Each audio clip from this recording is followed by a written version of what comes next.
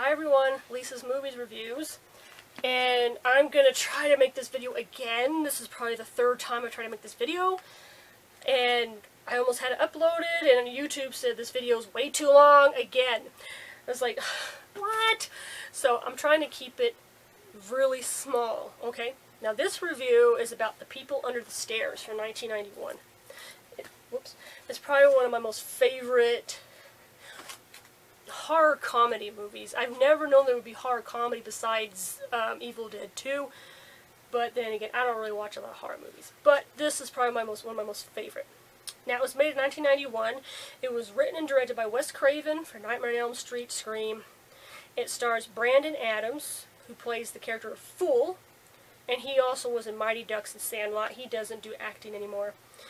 Everett McGill, one of my favorites, plays... He has different character name he goes under in the film.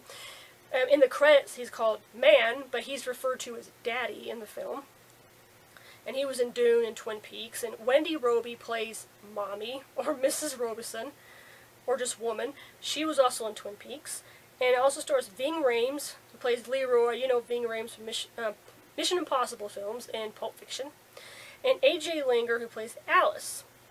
And she was in My So-Called Life TV series. She hasn't acted in for a long time because I can't remember if she married a duke or a prince. I don't remember. But anyways, now I'm going to give you this little snippet here, little trivia. According to, and I got notes, this is why I keep looking down. According to writer-director Wes Craven, the film's story was partially inspired by a real-life news story from 1978. The case involved two African-American burglars who made a forced entry into a house in Los Angeles, California, which unintentionally led to the local law enforcement discovering a pair of children who had been locked away by their parents. What the hell? I mean, whoa, that's screwed up. Now, the story is Fool. He just turned 13.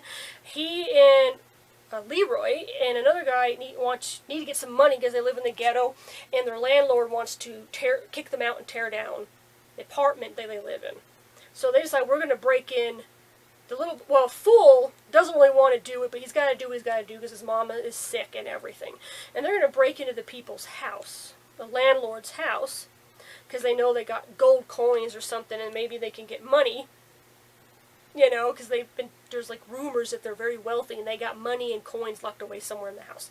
So they break in, which they should not have done. It's hard to describe because I have it all written here and it's going to probably take a while. And I don't want to have a long video. Well, let's just say Fool, the boy, finds out that these people who own this house, Mommy and Daddy, who they're referred to, are absolutely crazy homicidal people. They got several boys living in the basement under the stairs in like this makeshift prison. And they have a daughter named Alice who A.J. Langer plays, and she's made up to always look like a little girl, little doll. I don't know exactly the age of the character, but A.J. Langer was 17 or 18 when she made this. But apparently Mommy and Daddy have tried over the years to get the perfect son, and they're always stealing these kids. She don't give birth to them. They don't adopt them. They steal them, and they keep them away from the world. They don't go outside or anything. But they've tried to have the perfect son, and something always goes wrong. They speak back. They see something they shouldn't have seen. They hear something they shouldn't have heard.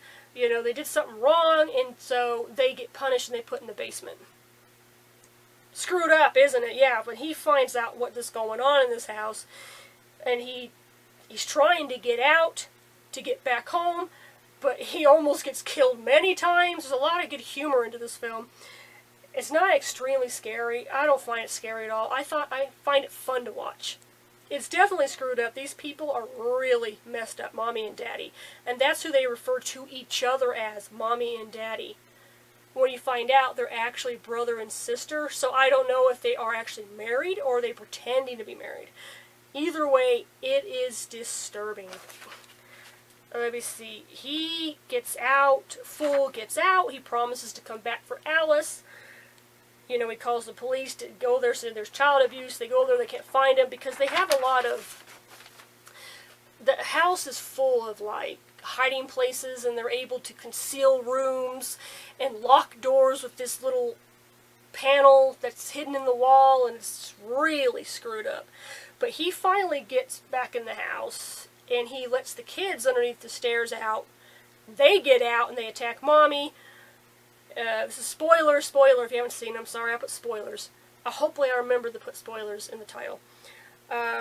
Kills Mommy. Daddy tries to go after Fool, and Fool finds the vault. Tons of money. Tons of gold coins. And why is there dynamite in there? But there is. And he warns Daddy, if you don't put the gun down, because he's pointing a gun at him, he's this crazy man, I'm going to blow it up. And he blows it up anyway, and it kills Daddy. But all that money goes shooting out this, like a chimney thing, goes shooting out, and all the people out there hearing all this ruckus are all grabbing all this money, and the kids that are underneath the stairs get away. So that's the shortened summary of the movie. There's so much more to it, and it's really complicated. But you're going to be, I think you're going to be amused about how beyond disturbed Mommy and Daddy are, and what they have actually done for so many years with these kids with people under the stairs, and what they've done to the little girl Alice. It's not extreme violence. It's rated R. It says for terror, violence, and mild language. Like I said, I didn't find anything terror or really scary. It was a good dose of scariness, but it had a lot of humor to it, and there's very mild language. This is the DVD I have of People on the Stairs.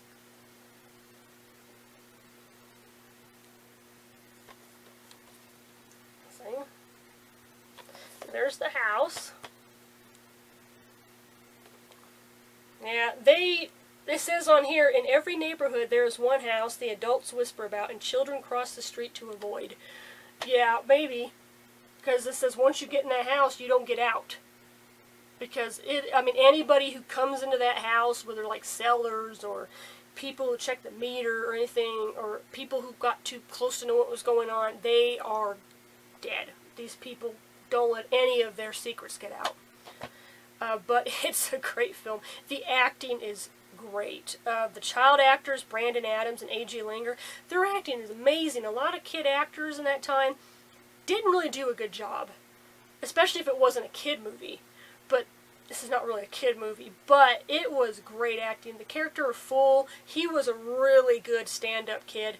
He didn't take anyone's crap, but he also didn't stand for what was going on to Alice and from the people in this house. He didn't like these people, and he pissed them off royally. They kept trying to kill him, and it just did not work, because this kid was pretty resourceful. He was pretty smart.